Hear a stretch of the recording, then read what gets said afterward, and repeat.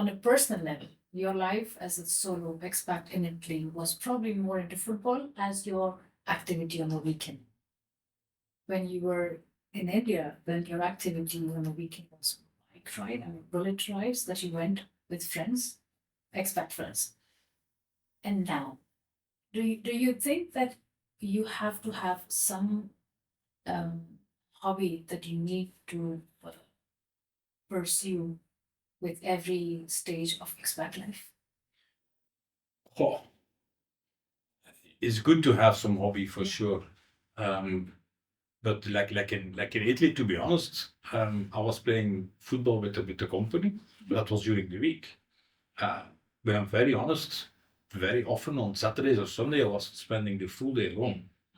So it's not that you have lots of friends because where I was in Italy, there were no other expats, there were no other Belgians. So very often I was just like having a walk in the city center or driving the car somewhere and then having a walk in nature. There was not that much. Okay, sometimes you meet friends and you make some friends, local friends, some Italian, but not that much. So there I was expat, but yeah, not really like you come to India. The comparison is quite big. It's because here you have a few expats, but very close together. Everybody knows everybody, and every moment almost, not only in the week, but especially in the weekends, you're together. They convinced me to buy the local motorbike, the Bullet, the Royal Enfield. So I was also learning that. So I've never been on a bike. I remember that they Yeah. pushed me to go on the rides because all the men at that time were doing the bike rides. Yeah. And then sometimes the women were joining or with the car coming afterwards With the kids. with the kids. So that was really close. We were really close. This expat community was very close. And then comparing it, for example, with the city like Stockholm. Um, yeah, in Stockholm there are so many nationalities and so many Belgians. There are many Belgians who are living there since 20 years. So here in India, you can say they you can see you're an expat because your skin color, your hair color, you're different. In Italy or in Sweden, you don't see the difference. Yeah.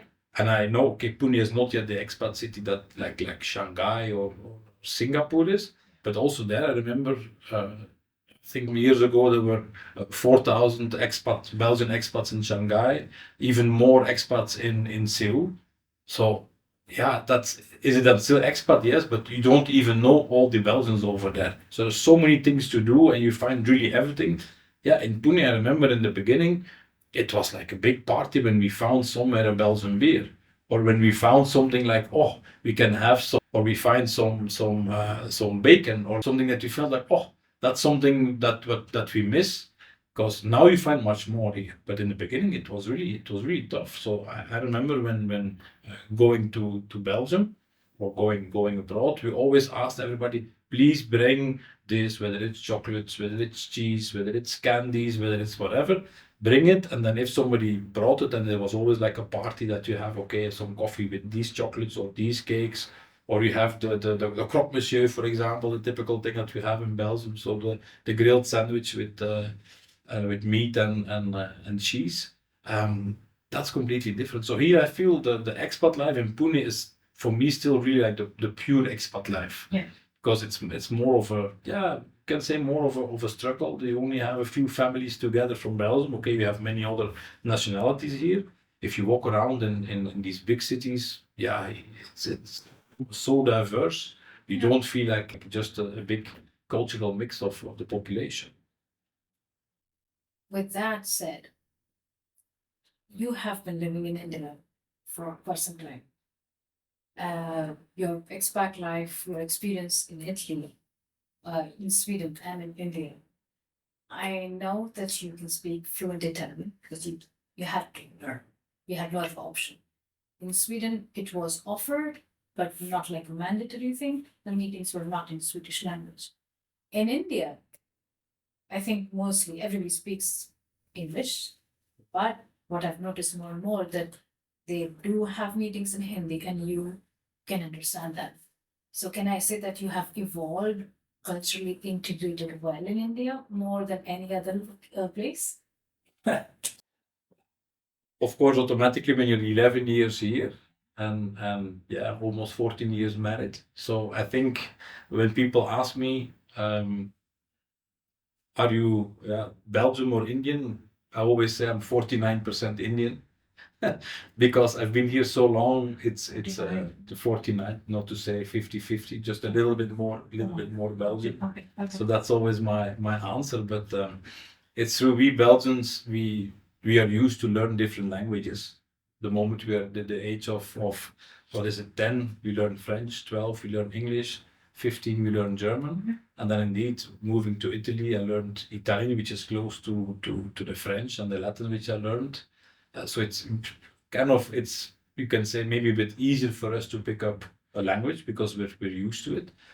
Swedish was we learned it and it was quite basic, but then yeah, time and you also don't really need it in Sweden because literally everybody speaks English. Here in India also you don't really need it. Normally you can do everything in English, but then I think it's always appreciated when you speak the local language. And that's not only in India, that's in every country where you are. If you speak a few words, sentences in the local language and you make some efforts, whether it's in the restaurant, whether it's in that office, to speak some, I think people always appreciate it. And it's like, yeah, sometimes it's a big gap, but if you speak, it closes immediately the gap. That's what I feel. And in the beginning, of course, in India, we talk about TK and HR, which means like very good. But over time, you understand a bit more, and I think it's quite. I think it's for me. I think it's quite important in the integration that you at least are open to learn a bit of the local language. You don't have to be fluent. You don't have to be level 3, 4, 5. No, but at least a few words. I think it's always appreciated. That's for sure. And is that also with food?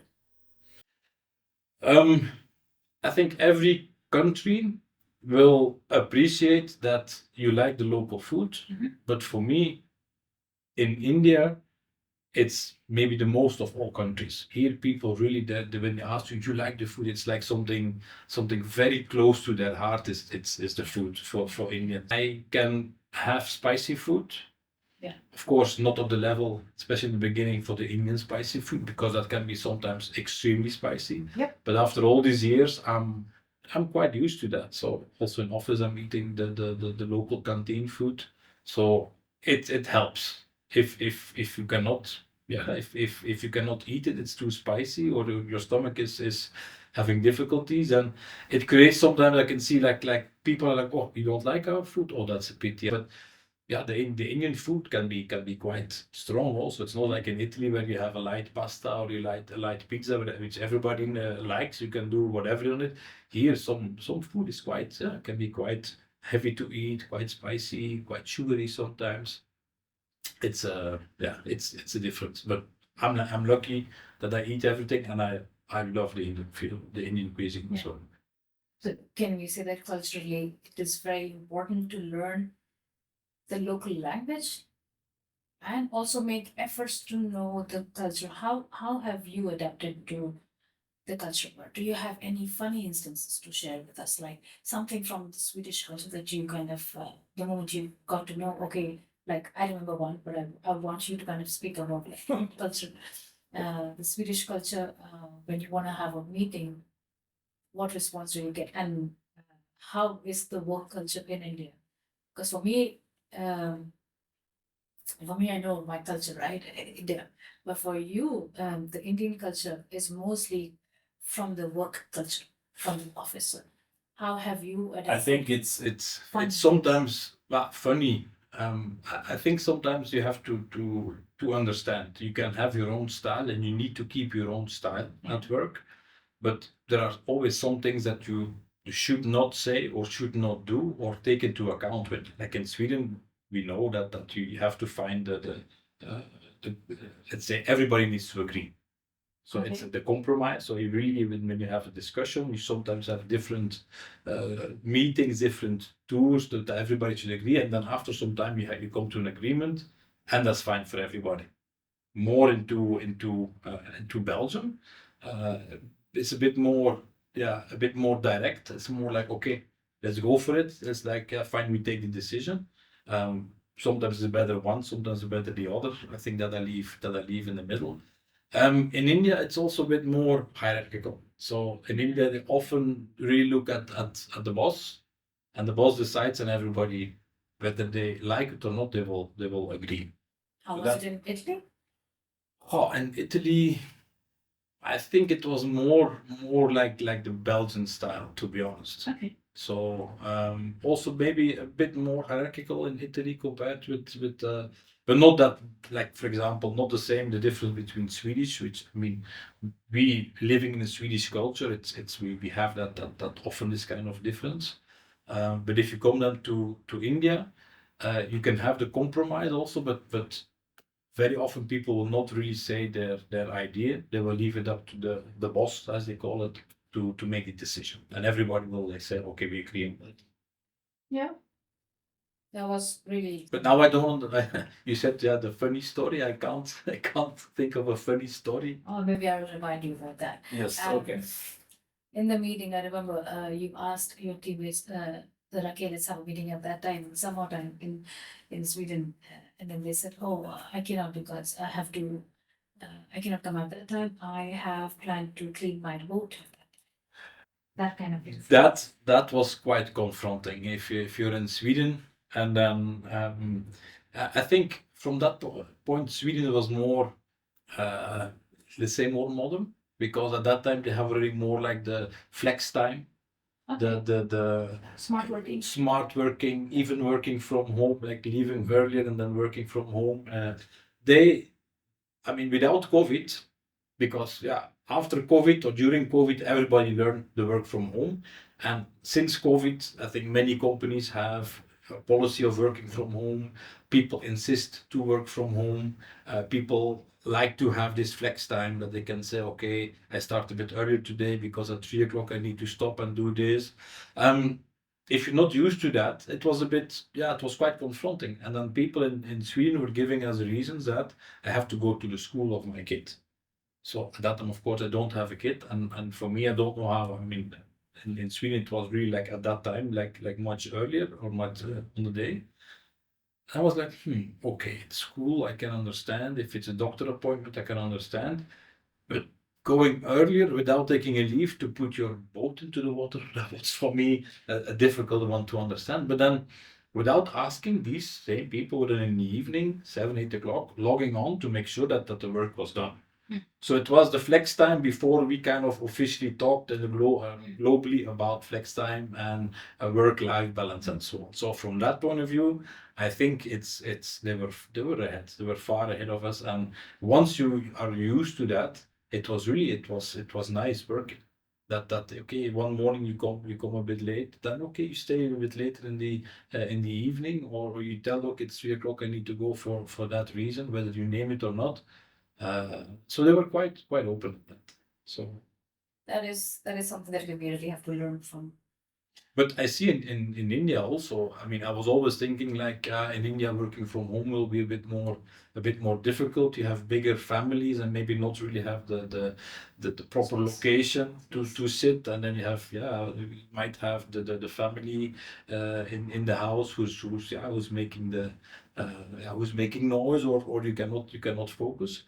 I think it worked very well. If you see now how it is, I think it's quite integrated now in the work culture. The same as with the flex time, that people also can work a bit, start a bit earlier or later, and plan themselves. And in the end, when the work is done, it's all fine. I think that's also what we see now in India. And I think it's a fantastic step forward. So I think you now can see the difference between the expat life as well in that. I mean, evolving. The expat life, yeah, in the past when I was expat here in Sweden or in India, there was no work from home. It was always working in the office. Yeah. And now it started in Belgium, let's say before COVID already. But I'm not saying that was in exceptions, but that was more like for some family. It was not really like working from home, but rather like okay, working 80%. Yeah. Some were working, let's say, having the Wednesday off, or typically in Belgium there's no school Wednesday afternoon. Yes. So Yeah. some parents had then the Wednesday or the Wednesday afternoon off.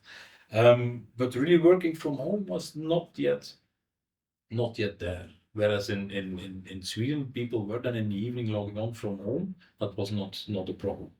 So, but as an expat also, when we come to India, if your company has a work from home culture, you also do that. I think it has definitely its advantages to have that one day, let's say 1 day, maximum 2 day working from home. It can help in It does kind of help in work-life balance, I would say as well, that you give some true. time Sometimes to your family and then less time in commute in the car, because in India, I think many other countries, in Belgium as well, I remember you were in the car really for real. In Belgium we have lots of traffic. If you live around Antwerp, you can easily Yes. be, even if it's 10 kilometers 1 hour in the car. In India, it's always traffic. So for me in the morning, yeah, 1 hour and a half coming back, up to 2 hours, 2 hours and a half. If you have then one day that you can work from home, you start a bit earlier. I think that really helps. And then sometimes your kid is at home, holidays or sick, and the wife or the partner needs to go somewhere. Then you say, okay, I work from home, not a problem. I think I think that's a good evolving a bit. For sure. I'm happy with that, Yes, that you said. I agree. Any final words, any final advice that you would like to give to the expats who are on the same path, whether they are starting out as a solo? I think you covered quite some things, but then anything that you want to talk about, that for the ones who are really scared to take this step, they feel that it would not be the same again, but the reasons of why one should go for expat life. Once you're an expat, I think your mind, your vision is much more open. And to be honest, when I go to Belgium in summer or winter, or let's say mainly in summer, because then the weather is nice, you meet more people, you're also long time in Belgium. With some friends or family members, it's difficult because for them they're living more in Belgium, and some friends are more into, like, yeah, the, let's say, the stereotype of the football, Yeah. the football and the local pub and work. But that bigger picture is sometimes, yeah, they don't have, or they don't realize or cannot imagine how it is to live in another country, far away from the family.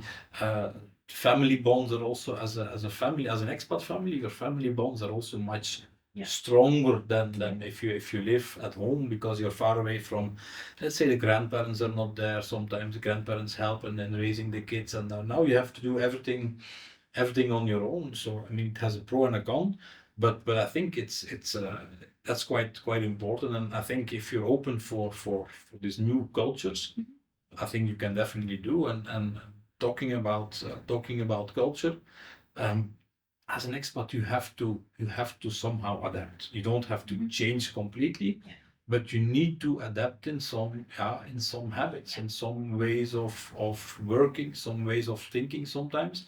Um, if it's a country of a few million people or even much more, that country will change you. You will not change that country. Yeah. So, and if you don't want to accept, you will not survive. I've seen stories of expats who, yeah, for different reasons in different countries, it was difficult to adapt, or you're unhappy, or yeah, you leave the country and it's not working. Yeah. And it can happen that speak with the family members, because, like you very well know, happy wife, happy life. And it's happy man, happy. I don't know. There's nothing that is rhyming No, with that. no, no.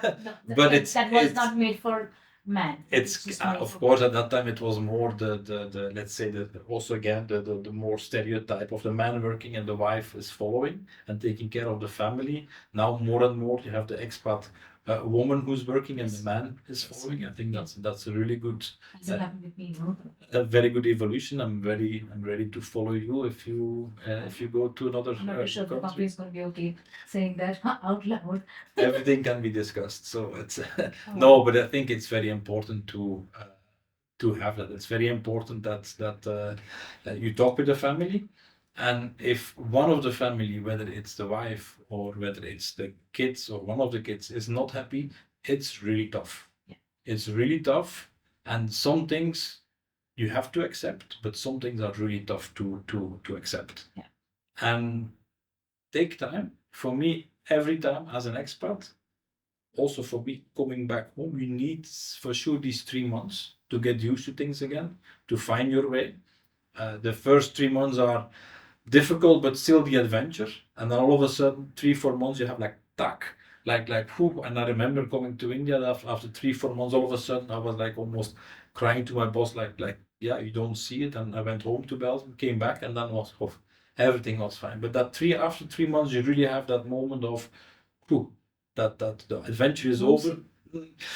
It's a combination of homesick. It's a combination of settling in. It's a combination of many things. It's really that then you find it like, okay, this is what it is. You know how the new country is. You know what is good. You know what you like. You know what you maybe don't like, and you have that moment. Um, it can be homesick, but sometimes you come from another country. So I think if you're an expat and having done many countries, the strange thing for me is that of some countries you remember the good things, and of some countries sometimes you remember the bad things. And it's very That's interesting. I never thought that's that. very subjective. So sometimes we say like, yeah, we miss Sweden because we had a fantastic summer, but the second winter we were there, it was for 3-4 months, it was gray and dull, no snow, very dark, but that we kind of forgot. So Yeah, these are okay. things that you, like Sweden, we say, okay, well that was really fine. For Italy, for me, I was like, yeah, it was nice, but yeah, weekends sometimes were a bit lonely. These are sometimes emotions that stays in are your strongly mind, yeah. there. So it's really, you will see that your mind is sometimes filtering out sometimes the positives, sometimes the negatives about about a country and an experience. And it's sometimes only when you leave then you realize, okay, how good or how bad it was. That's true. So That's true. I think that's the. But you have to, yeah. You cannot change a country. A country can change you, but you cannot change the country and the people. That's for sure. That's a very good way of sums up how your experience was. I could go on and on. For sure. I know you quite And- well, so And I know that you also can go on and on about your experience because there's a lot that we still have not covered. Maybe for some part two with Teether Withoeck. who knows? Yeah. Who knows? Part two. Yeah, It's, part two, because there are still a lot of things that you can really talk about. And but that's for another episode, another day. For now, I would just say thank you so much for your inputs, for your experiences. I think there are a lot of points that one can really look at and consider and think about before taking the decision of expat life. Whether you spoke about kids, you spoke about family, you spoke about a solo life, you spoke about workplace, you spoke about the culture. So I think you covered quite some things. Thank you so much for your time, Peter. Thank you. thanks a lot and all the best. Thank you. Thank you. Thank you. Bye. Bye.